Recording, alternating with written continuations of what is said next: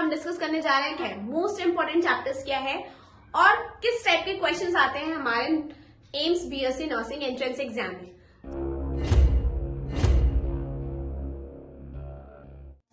Hello everyone, welcome back to my YouTube channel nursing to NORCET. आज हम अपने nursing to नॉसेट में most important, बहुत सारे लोगों का जो डिमांड है दैट इज फिजिक्स। बहुत टफ है, फिजिक्स बहुत ज्यादा हार्ड है। फिजिक्स के बारे में बताओ, फिजिक्स के कैसे क्वेश्चंस आते हैं, फिजिक्स में क्या क्या इंपॉर्टेंट है, क्या हम फिजिक्स को स्किप कर सकते हैं। तो आज हम उसी टॉपिक पे बात करने जा रहे हैं। तो आज इस वीडियो में हम डिस्कस करने जा रहे हैं कि फिजिक्स के इंपॉर्टेंट चैप्टर्स क्या है, मोस्ट इंपॉर्टेंट चैप्टर्स क्या है और किस टाइप के क्वेश्चंस आते हैं हमारे AIIMS BSc nursing entrance exam में। So let's get started.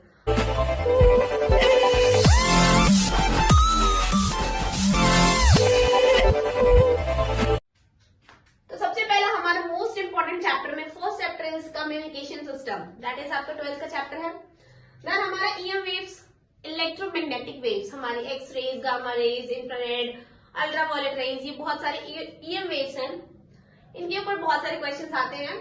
Then next magnetic effect of current, current का मैग्नेटिक इफेक्ट, ये भी हमारा मोस्ट इंपॉर्टेंट चैप्टर है 12th का। देन नेक्स्ट हमारा atoms and nuclei, atoms and nuclei portion. इस chapter को करने का एक बहुत अच्छा बेनिफिट है कि अगर आपने केमिस्ट्री में कर लिया तो आपको फिजिक्स में करने की जरूरत नहीं है, फिजिक्स में कर लिया तो केमिस्ट्री में करने की जरूरत नहीं है। या ये क्या है कि एक ऐसा चैप्टर जिससे आपके दोनों सब्जेक्ट्स कंप्लीट हो रहे हैं। तो don't skip this chapter, atoms and nuclei.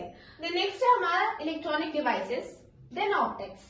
Optics most important और हार्ड चैप्टर कहते हैं क्योंकि ऑप्टिक्स में हमारा रे ऑप्टिक्स भी आता है और वेव ऑप्टिक्स भी आता है। रे ऑप्टिक्स भी एक बहुत वास्ट चैप्टर है और वेव ऑप्टिक्स में भी like Young's double slit experiments वगैरह। तो ये भी बहुत बड़ा चैप्टर है, लेकिन ये बहुत इंपॉर्टेंट है, थोड़ा हार्ड होने के साथ साथ। लेकिन अगर आप इसके क्वेश्चंस करोगे तो इसमें न्यूमेरिकल्स ही आते हैं ज्यादातर, like Young's double slit experiment. अगर आपको उसका फॉर्मूला याद है तो you can easily do that numerical. और रे ऑप्टिक्स से में भी सेम क्वेश्चंस, वही मिरर फॉर्मूला, लेंस फॉर्मूला, इन पे बेस्ड क्वेश्चंस होते हैं। नेक्स्ट है हमारा dual nature of matter. Dual nature of matter में इंपॉर्टेंट है आपका photoelectric effect, de Broglie wavelength होती है। तो these are important things. Then next हमारा alternating current and electricity. Current and electricity आप बहुत बचपन से पढ़ते आ रहे हैं, हमने अपने 7th में, 9th में, 11th में सब जगह पढ़ा है। तो ये बहुत ही हमारे लिए इजी हो जाता है। तो इससे भी न्यूमेरिकल्स आते हैं हमारे करंट एंड इलेक्ट्रिसिटी से भी। द नेक्स्ट है हमारा EMI, that is electromagnetic induction. Then next is electrostatics, ये भी हमारा 12th का एक बहुत इंपॉर्टेंट चैप्टर है। बेसिकली हमने जो भी मोस्ट इंपॉर्टेंट चैप्टर्स है वो हमारे 12th के पोर्शंस के हैं। Next is thermodynamics. थर्मोडायनेमिक्स जो हमने केमिस्ट्री में पढ़ी है that is totally different from physics. कुछ कुछ चीजें सेम है लेकिन कुछ कुछ चीजें टोटली डिफरेंट है। लेकिन ऐसा है कि अगर आप थर्मोडायनेमिक्स पढ़ रहे हो तो फिजिक्स और केमिस्ट्री के हाफ ऑफ पोर्शंस आपके कंप्लीट हो जाएंगे। So these all are the most important chapter जो हमारे फिजिक्स में आने वाले हैं। फिजिक्स से डरने की बिल्कुल भी जरूरत नहीं है। 30 क्वेश्चंस है मिनिमम। अगर आप 20 या 15 क्वेश्चंस भी अटेम्प्ट कर रहे हैं तो वो आपके लिए बहुत बेनिफिशियल है कि आप आराम से एम्स नर्सिंग एंट्रेंस एग्जाम को क्रैक कर सकते हैं। क्योंकि हमें, लेकिन अगर हम 15 क्वेश्चंस इधर अटेम्प्ट कर रहे हैं तो हमें मैक्सिमम क्वेश्चंस बायो और केमिस्ट्री में अटेम्प्ट करना पड़ेगा। वैसे फिजिक्स इतनी टफ नहीं है, अगर आप उसे अच्छे से पढ़ोगे तो आपको ज्यादा से ज्यादा उसमें कंसेप्ट्स और न्यूमेरिकल्स यानी कि सारे फॉर्मुलेज आपको यहाँ फिट होना चाहिए। तो अभी हमने डिस्कस किया कि what are the most important chapter in physics. अब हम देखेंगे किस टाइप के क्वेश्चंस आते हैं, प्रीवियस ईयर में कौन कौन से क्वेश्चंस आए थे फिजिक्स से, ताकि आपकी जो प्रिपरेशन है वो सही डायरेक्शन में जा सके। तो हम देखने जा रहे हैं कि प्रीवियस ईयर क्वेश्चंस में AIIMS BSc nursing entrance exam के लिए फिजिक्स के क्या क्या क्वेश्चंस आए थे। हम डिस्कस कर रहे हैं 2021 के क्वेश्चंस। लेट्स फर्स्ट क्वेश्चन है, मैंने बोला कि फिजिक्स सॉल्व करने के लिए न्यूमेरिकल्स बहुत सारे आएंगे, तो आपको फॉर्मूले में बिल्कुल ही माइंड में स्टक होना चाहिए सारे फॉर्मूले। देन लाइक क्वेश्चन नंबर 1 है कि E is equals to hc by lambda. ये फॉर्मूला सबको पता है, सिंपल है। अब क्वेश्चन क्या पूछा उन्होंने, क्वेश्चन दिया कि E गिवन है और आपको क्या फाइंड आउट करना है, लैम्डा की वैल्यू। C आपको पता है स्पीड ऑफ लाइट होता है और h की वैल्यू जो होती है वो कांस्टेंट होती है। तो ये सारी वैल्यू आपको पता होगी, आपको क्या कैलकुलेट करना होगा, lambda. You can easily calculate. Okay, the next question equals to E minus work function, ये हमारा क्वेश्चन है, ठीक है। तो यहाँ पे क्या होगा क्वेश्चन में उन्होंने गिवन है कि वर्क फंक्शन गिवन है, E is equals to H by lambda, हमें लैम्डा भी गिवन है, ठीक है। तो दो चीजें हमें गिवन है। उन्होंने हमें क्वेश्चन में डायरेक्ट क्वेश्चन नहीं पूछा कि काइनेटिक एनर्जी कैलकुलेट करना है या कुछ और कैलकुलेट करना है, उन्होंने हमसे पूछा कि पोटेंशियल क्या होगा वो हमें कैलकुलेट करके बताना है, ठीक है। नेक्स्ट क्वेश्चन है, ये आपको पता है ई की value 1.5 sine omega T minus के एक्स है, ठीक है। उन्होंने क्वेश्चन में ये पूछा कि कैलकुलेट करो कि बी क्या होगा, ठीक है।